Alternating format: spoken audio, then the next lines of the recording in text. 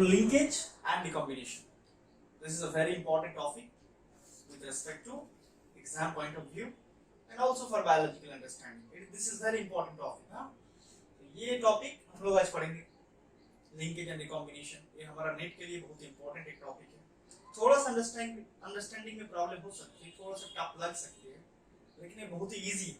देखो कैसा, पहले हम लोग को कुछ इंफॉर्मेशन लिख लेना चाहिए, उसके बाद हम लोग डिस्क्रिप्शन पे जाएंगे. ओके, तो ये लिंकेज एंड रिकॉम्बिनेशन, ये टर्म तो तुम सब लोग सुना ही होगा, बहुत ही कॉमन टर्म है.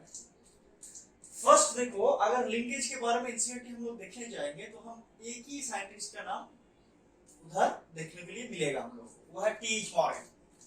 टीएच मॉर्गन, ये साइंटिस्ट का नाम मिलेगा. लेकिन अक्सर एग्जाम में क्वेश्चंस आते हैं कि ये जो लिंकेज, ये फर्स्ट कहां दिखा गया था, where it was first observe, और who was the scientist who reported it first, who noticed it first. Linkage was first reported and noticed by scientists Bettison and Panett. Okay, so ये एक बहुत important MCQs है जो अक्सर exam में आते हैं, ये हम लोग को लिख लेना चाहिए. Linkage was first noticed and reported. Reported का मतलब क्या है कि फर्स्ट वो बोला था कि ऐसा कुछ घटना है, लिंकेज जैसा है, ऐसा कुछ घटना है. ये जो साइंटिस्ट है इसका नाम है बेटिसन एंड पानेट. दोनों साइंटिस्ट मिलकर ये फर्स्ट बोला था, बेटिसन एंड पानेट. तो जो पानेट स्क्वायर तुम लोग करते हो ना, वो पानेट स्क्वायर का पानेट. बेटिसन का नाम तो तुम लोग सुना ही हो, राइट. तो और एक एग्जाम आता है कि कहां दिखा गया था फर्स्ट बेटिसन एंड पानेट दिखा था. अगर टीएच मॉर्गन का बात आए, हम एनसीईआरटी में जितना पढ़ते जाएंगे सिर्फ टीएच मॉर्गन का बात आएगा. लिंकेज का जितना एक्सपेरिमेंट हम लोगों को देखने के लिए मिलेगा वो सब ड्रोसोफिला में आएगा. Drosophila, this is a model organism, right.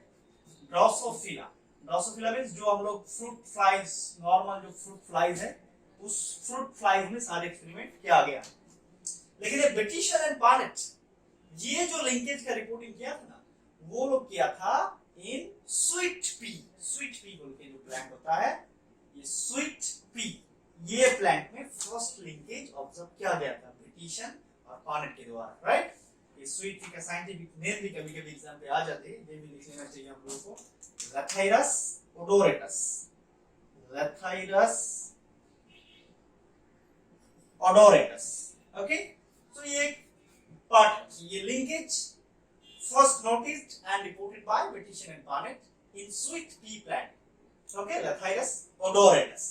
लेकिन ये जो टर्म लिंकेज, वो इसको लिंकेज नहीं बोला था, वो इस तरह घटना का कुछ सूचना दिया था, कुछ इंफॉर्मेशंस दिया था हम लोगों को बेटिसन एंड पानेट. लेकिन ये जो टर्म लिंकेज, इसका इस्तेमाल किया था फर्स्ट was given by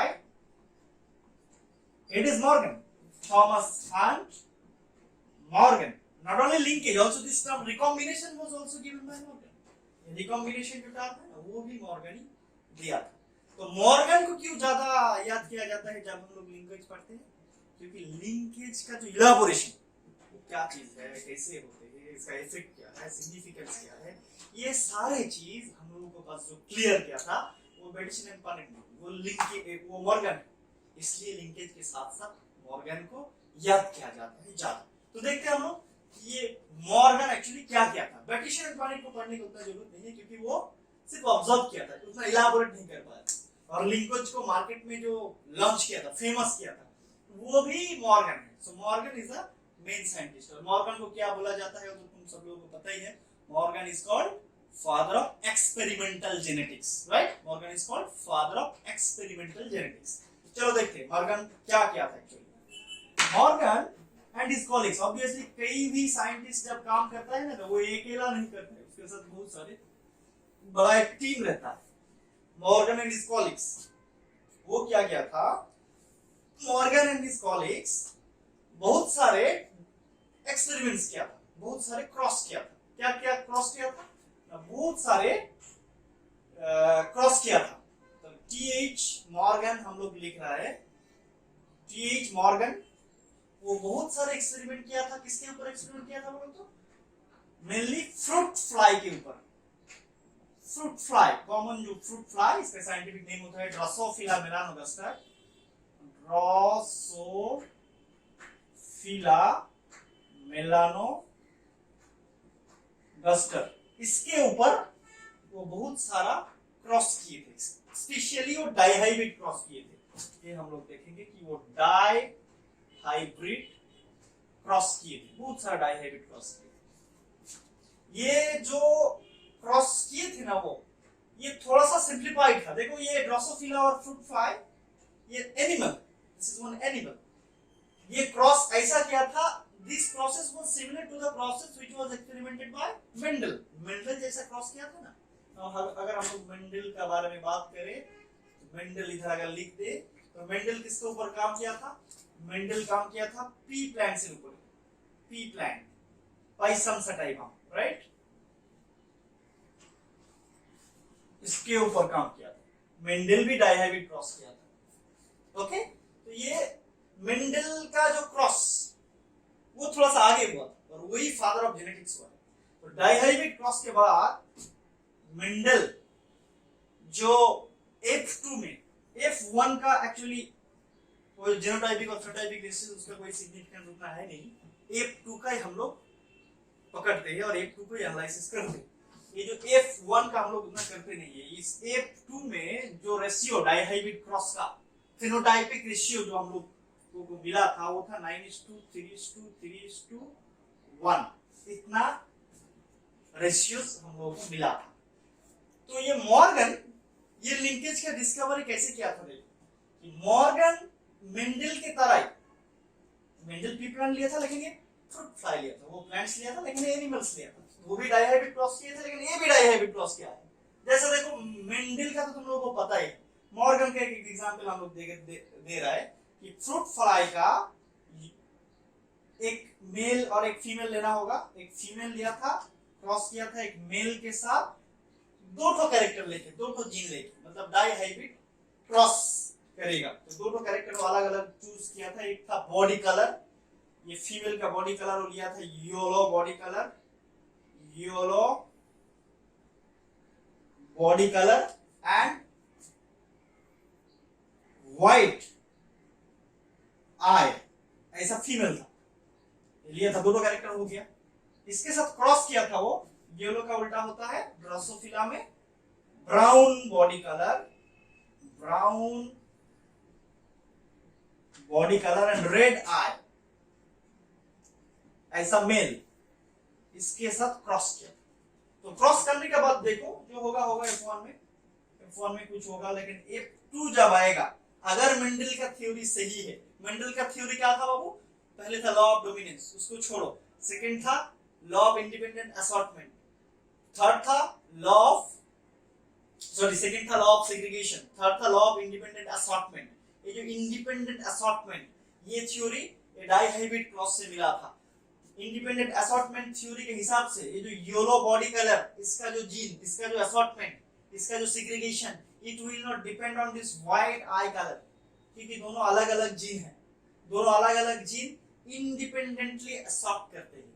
अगर इंडिपेंडेंटली असॉर्ट करेगा तो F2 जनरेशन का फिनोटाइप रेशियो इतना आएगा 9:3:1।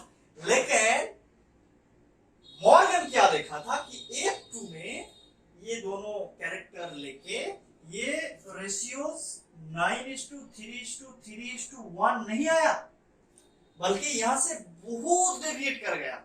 9:3:3:1 नहीं आया, इतना नहीं आया। इसका मतलब इधर इंडिपेंडेंट सेग्रीगेशन नहीं हुआ। इसके मतलब क्या, ये दोनों जो जीन है, ये जीन का इंडिपेंडेंट सेग्रीगेशन, जो इंडिपेंडेंट सेग्रीगेशन है ना, ये इंडिपेंडेंट सेग्रीगेशन नहीं हुआ। मेंडल का वो 9:3:3:1 क्यों आया? क्योंकि उधर जो दोनों जीन हम लोग जो आइडियल जो दोनों कैरेक्टर लिया था, yellow and green, yellow green, और जो पीस का सीड का कलर और उसका जो शेप हम लोग लिए थे राउंड और रिंकल्ड, वो दोनों जो कैरेक्टर था, उस दोनों कैरेक्टर का जो जीन वो इंडिपेंडेंटली असॉर्ट कर रहा था, लेकिन इधर इंडिपेंडेंट असॉर्टमेंट नहीं हुआ। कैसे समझा, कैसे हम लोगों को समझ में आया और मॉर्गन समझ पाया कि ये इंडिपेंडेंटली नहीं हुआ? इस वजह से कि ये रेशियो 9:3:3:1 नहीं आया, ये बहुत ही डेविएट कर गया 9:3:3:1 से, राइट? कि कितना डेविएट किया देखो। अगर इसको हम लेते हैं मेंडल का हिसाब लो 9:3:3:1, ओके, इनमें से अगर तुम ज्यादा कैलकुलेट करोगे तो देखोगे पेरेंट का फेनोटाइप क्या था, पेरेंट का फेनोटाइप था येलो। हम थोड़ा सा मेंडल को हम थोड़ा सा ये कर रहे हैं, मेंडल को हम थोड़ा सा एनालिसिस कर रहे हैं, फिर हम लोगों को ये समझ में आएगा कि इधर क्या गड़बड़ी हुआ। मेंडल को अगर हम एनालाइज करें तो मेंडल में हम पहले लिए थे डायहाइब्रिड क्रॉस में पेरेंट्स का जो फेनोटाइप था येलो राउंड, ये एक सीड था, उसके साथ और एक सीड था ग्रीन रिंकल्ड, ग्रीन रिंकल्ड, ये दोनों फेनोटाइप पेरेंट का था।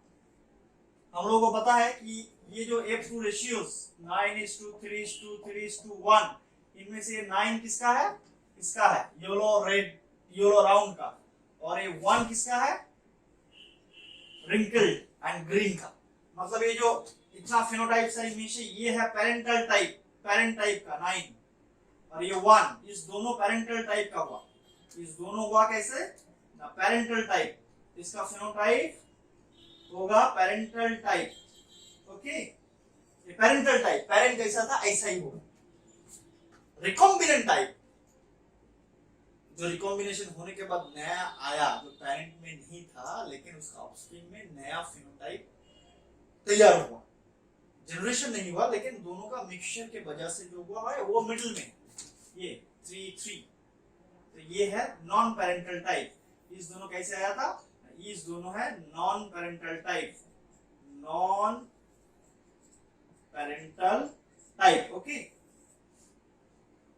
इसको हम बोल सकते हैं कि ये रिकॉम्बिनेंट टाइप है, रिकॉम्बिनेंट टाइप। ये रिकॉम्बिनेंट टाइप कितना परसेंट आना चाहिए, परसेंटेज अगर हम लोग करो कि frequency of recombination, recombinant type कितना है, इधर देखो टोटल 16 है, 9 + 1 10 + 3 + 3 16, रिकॉम्बिनेंट टाइप है 3 + 3 मींस 6/16, इतना है probability of recombination according to Mendel. इसको अगर हम परसेंटेज पे ले आए तो ये परसेंटेज इनटू 100 अगर किया गया तो ये होगा 37.5%। अकॉर्डिंग टू मेंडल्स थ्योरी, अगर दोनों जीन डायहाइब्रिड क्रॉस में इंडिपेंडेंटली सेग्रीगेट किया तो रिकॉम्बिनेंट टाइप का आने का चांसेस कितना है, 37.5%। लेकिन इसमें जो ब्राउन बॉडी कलर और रेड आई, ये जो हम देखा बॉडी कलर और आई का कलर, इधर ये जो रिकॉम्बिनेंट टाइप 9:3:3:1, मतलब इधर ये जो रिकॉम्बिनेंट टाइप ये इतना नहीं आया, 37.5 नहीं आया, बल्कि इधर जो non parental type, non parental type कितना होना चाहिए था 37.5, लेकिन इधर आया ओनली 1.3%। समझ सकते हो कितना कम आया, 1.3%। 37.5% होता अगर वो इंडिपेंडेंटली सेग्रीगेट होता तो। लेकिन इस एक्सपेरिमेंट में जो टी.एच. मॉर्गन फ्रूट्स फ्लाइज में ऑब्जर्व किया था, इधर ओनली 1.3% नॉन पेरेंटल टाइप आया, बाकी सब पेरेंटल टाइप आया। इसका मतलब क्या, वो दोनों जीन इंडिपेंडेंटली सेग्रीगेट नहीं किया है, उस दोनों जीन कहीं ना कहीं एक दूसरे के ऊपर डिपेंड कर गया है। इसके वजह से क्या हुआ, नॉन पेरेंटल टाइप और रिकॉम्बिनेंट टाइप ये बहुत ही कम आया। समझ गया? तो इसका कारण ढूंढने में लगा कौन, मॉर्गन। इसका कारण क्या हो सकता है कि दोनों जीन हाँ, और एक बात तुम लोगों को याद रखना कि मेंडल जब एक्सपेरिमेंट शुरू किया था ना, तब उतना क्रोमोसोम नहीं था, क्रोमोसोम का कांसेप्ट नहीं था, क्रोमोसोम डिस्कवरी हुआ ही नहीं। लेकिन मॉर्गन जब कर रहे हैं तब क्रोमोसोम हम लोगों को already we know We know what is chromosome, how many chromosomes are there, what are the roles of chromosome, what it is made up of. We know all the informations regarding chromosome. तो T.H. Morgan को पता था कि ये दोनों जीनी, ये yellow body colour और white आई colour, means ये जो बॉडी का कलर और आई का कलर, इस दोनों जीनी है x chromosome linked, x chromosome linked, इस दोनों ही है एक्स क्रोमोसोम लिंक्ड, ये उनको पता था। मतलब ये दोनों जीनी सेम क्रोमोसोम में है, राइट। अच्छा, तुम लोगों को क्या पता है कि ड्रोसोफिला में टोटल नंबर ऑफ क्रोमोसोम कितना है? ड्रोसोफिला में टोटल नंबर ऑफ क्रोमोसोम कितना है तुम लोगों को पता है? थोड़ा सा हम क्लियर कर देते हैं कि ड्रोसोफिला का क्रोमोसोम का सिस्टम क्या है। देखो, ड्रोसोफिला नॉर्मली डिप्लॉयड होता है। अगर ये डिप्लॉयड है तो 2n equals to 8, total 8 chromosome होता है इधर। उनमें से देखो, और इसका जो ये 8 में से 6 है ऑटोसोम और 2 है सेक्स क्रोमोसोम, राइट। और ये 6 क्रोमोसोम मेल फीमेल में अलग अलग होता है, जैसा हमारा है ना, ऐसा ही है इसका डिनोटेशन। इसका अगर फीमेल होगा जब दो तो एक्स रहेगा, एक तो एक्स एक तो वाई रहेगा, तो ये मेल होगा। इसका मतलब देखो ड्रोसोफिला का, और इसका अरेंजमेंट थोड़ा हमारा क्रोमोसोम को ऐसे करते हैं, थोड़ा सा उल्टा होगा। कैसे होगा? इसका देखो 6 क्रोमोसोम ऑटोसोम, इसका मतलब कितना होमोलोगस पेयर होगा? होमोलोगस पेयर होगा 3, तो और एक होगा सेक्स क्रोमोसोम का पेयर। इधर सेक्स क्रोमोसोम का पेयर आगे लिखा जाता है, उसके बाद नंबर 2 क्रोमोसोम, उसके बाद नंबर 3 क्रोमोसोम, फिर नंबर 4। तो देखो दो तो मतलब 2 क्रोमोसोम दो तो है, 3 दो तो है, 4 दो तो है, 6 तो और ये 2 8, टोटल 8 क्रोमोसोम्स इज देयर। ठीक है, ये ड्रोसोफिला का क्रोमोसोमल सिस्टम है। और इधर और एक चीज ख्याल रखो कि ये जो ड्रोसोफिला है ना, हम क्या करते हैं कि हम ह्यूमन के अंदर एक्स क्रोमोसोम वो मेल फीमेल दोनों में कॉमन रहता है, लेकिन वाई क्रोमोसोम जिधर रहता है उसको मेल बोला जाता है। लेकिन इधर ये वाई क्रोमोसोम का role in determining sex is very limited. Sex determination इधर वाई क्रोमोसोम से नहीं होता है, बल्कि वाई क्रोमोसोम बाद में क्या करता है ना, स्पर्म ये सब का डेवलपमेंट में, ये सब का प्रोडक्शन पे हेल्प करते हैं। लेकिन ठीक है, तो ये वाई क्रोमोसोम का रोल सेक्स डिटरमिनेशन पे है नहीं इसका, बल्कि सेक्स डिटरमिनेशन ऐसा होता है, सोचो कि ये डिप्लॉयड है ना 2n और ये फीमेल है, सोचो फॉर एग्जांपल ये x/a रेशियो से इसका सेक्स डिटरमिनेशन होता है। x/a रेशियो बोले तो देखो ये x अगर फीमेल हो तो 2 x है, 2 ये डिप्लॉयड है तो इसका प्लॉइडी लेवल भी 2 है, तो ये x/a अगर 1 हुआ तो इसको हम बोलेंगे फीमेल, ओके। और अगर मेल करो तो 2a फॉर एग्जांपल, देखो इधर x एक छोई है, ये डिप्लॉयड है, ओके 2n, तो 1/2 इक्वल्स टू 0.5। ये x/a रेशियोज, ये x/a रेशियोज अगर 0.5 हुआ तो उसको हम बोलेंगे मेल। और इनका बीच में अगर कोई भी वैल्यू होगा तो वो स्टेराइल रहेगा, राइट, वो फर्टाइल नहीं होगा, वो स्टेराइल रहेगा। क्योंकि ये ड्रोसोफिला के बारे में थोड़ा सा इंफॉर्मेशन जो हम लोगों को इस लिंकेज समझने में हेल्प करेगा, राइट। तो इसका सेक्स क्रोमोसोम बहुत इंपॉर्टेंट है। और ये जो दोनों कैरेक्टर्स हम लोग पढ़ रहे हैं इधर, येलो बॉडी कलर और व्हाइट आई कलर, मतलब आई का कलर और बॉडी का कलर, ये दोनों colour he dependent is situated, इसका लिए जो जीन है वो situated on x chromosome, x chromosome link है ये, समझ गया। ऐसा एक्स क्रोमोसोम में और भी बहुत सारा जीन्स है, वो सारे जीन्स का स्टडी भी मॉर्गन किए थे ये समझने के लिए कि ये एक्स क्रोमोसोम का जो जीन है, सेक्स लिंक जो जीन है, उस जीन के अंदर कैसा क्या सब चीज होता है, और वो क्रॉसिंग और एक्सपेरिमेंट करने के टाइम ही इनको लिंकेज डिस्कवरी करने का चांसेस मिला, राइट। तो चलो अभी हम देखते हैं। तो ये तो समझ में आ गया, अगर इंडिपेंडेंट असॉर्टमेंट होता दोनों जीन का तो नॉन पेरेंटल और रिकॉम्बिनेंट टाइप होना चाहिए था 37.5%, लेकिन मॉर्गन क्या देखा ना, इधर ये आया 1.3% ओनली। इसका रीजन क्या है? तब मॉर्गन एंड उसका जो साथी था वो सब मिलके एजम्पशन किया था, तो सब मिलके रिजल्ट निकाला था।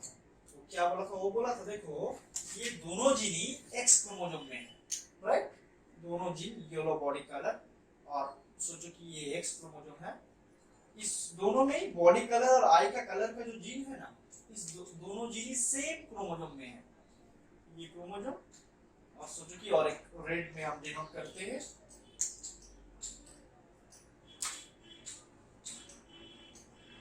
सेम क्रोमोसोम पे। वो लोग बोला कि अगर डाइहाइब्रिड क्रॉस का दो जीन सेम क्रोमोसोम पे रहेगा तो हो सकता है, हम तो देख रहे हैं कि उधर इंडिपेंडेंट सेग्रीगेशन नहीं हो रहा है। इंडिपेंडेंट सेग्रीगेशन क्यों नहीं हो रहा है? वो बोला हो सकता है कि इन दोनों के अंदर कुछ फिजिकल एसोसिएशन है, कुछ फिजिकल एसोसिएशन, इस फिजिकल एसोसिएशन के वजह से ये दोनों जीन इंडिपेंडेंटली सेग्रीगेट नहीं कर रहा है, समझा? तो इस घटना को ये लोग लिंकेज बोला था। तो लिंकेज क्या क्या क्या था अकॉर्डिंग टू टी.एच. मॉर्गन? वो बोला था physical association between two genes of same chromosome,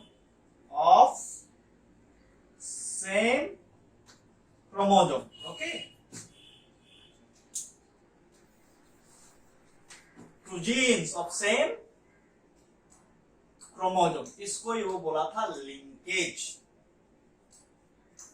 उसको बोला ठीक है भाई, दोनों दिन के अंदर कुछ फिजिकल एसोसिएशन, दोनों दिन जुड़ा हुआ, इसके वजह से लिंकेज, उसको लिंकेज बोल रहा हूं तुम, जिसका रिजल्ट ये हो रहा है कि दोनों दिन इंडिपेंडेंटली सेग्रीगेट नहीं कर रहा है।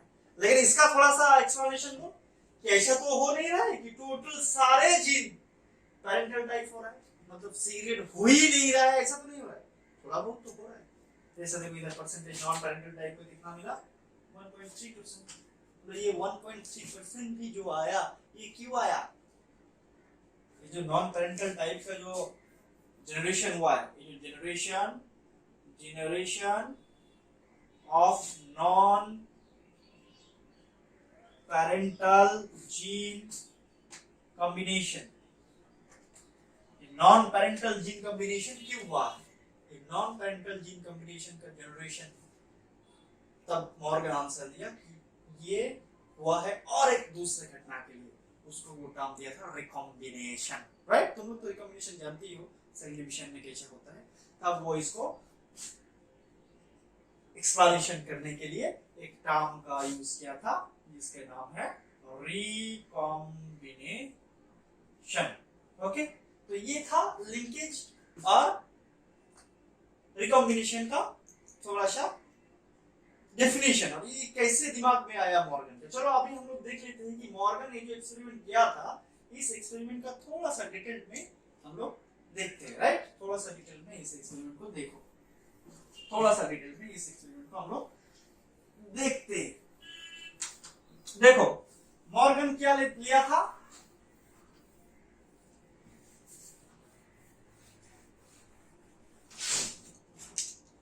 मॉर्गन लिया था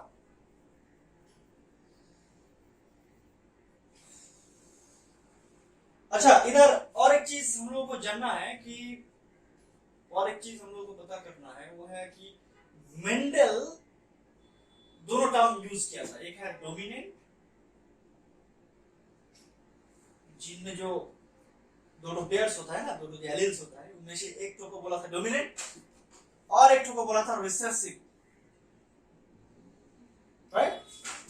डोमिनेंट का मतलब है ये जो दोनों पेयर है इनमें से जो एक्सप्रेस करेगा F1 जनरेशन में, और दूसरा जो एक्सप्रेस नहीं करेगा, ऐसा कंसेप्ट मेंडल द्वारा दिया गया, राइट? लेकिन मॉर्गन ये दोनों टर्म इस्तेमाल नहीं किए थे। ये डोमिनेंट की जगह मॉर्गन ये यूज किए थे वाइल्ड टाइप, और रिसेसिव की जगह वो यूज किए थे म्यूटेंट टाइप। ये दोनों term wild type and mutant type. ये वाइल्ड टाइप क्या है? वाइल्ड टाइप का मतलब होता है कि जो फिनोटाइप नॉर्मली नेचर में दिखा जाती है, जो फिनोटाइप, तुमको अगर पूछा जाए कि फ्रूट फ्लाई का बॉडी का कलर क्या है, तुम कभी नहीं बोलोगे कि येलो है, राइट? तुमको लगेगा कि ये ब्लैक और ब्राउन जैसा है। तो ये जो ब्राउन बॉडी कलर, ये जो ब्राउन बॉडी कलर है, ये वाइल्ड टाइप है, राइट? तुमको अगर बोला जाएगा कि एक फ्रूट फ्लाई का आई का कलर कैसा है, तो रेडिश टाइप का लगेगा तुमको। ये रेड, ये जो आई कलर, रेड आई कलर वाइल्ड टाइप का होता है। एक फ्रूट फ्लाई का जो विंग है, वो विंग कैसा होता है? बहुत ही छोटा, और ये नॉर्मल लॉन्ग होता है। ये नॉर्मल लॉन्ग होता है उसका साइज का हिसाब से। सो ये लॉन्ग विंग, ये जो लॉन्ग विंग, ये जो तीनों फेनोटाइप है, इस तीनों फेनोटाइप को लेकर ही हम लोग काम करेंगे। ये तीनों है वाइल्ड टाइप। इसका म्यूटेंट टाइप क्या है? ब्राउन का म्यूटेंट टाइप होगा येलो बॉडी कलर। रेड का म्यूटेंट टाइप होगा व्हाइट आई कलर। और ये लॉन्ग विंग का म्यूटेंट टाइप होगा मिनिएचर विंग। ऐसा हो, समझ गया? और एक चीज याद रखो कि जब मेंडल एक्सपेरिमेंट किया था, तब मेंडल के पास क्रोमोसोम का थ्योरी क्लियर नहीं था, लेकिन इस मॉर्गन के पास क्रोमोसोम का थ्योरी क्लियर था।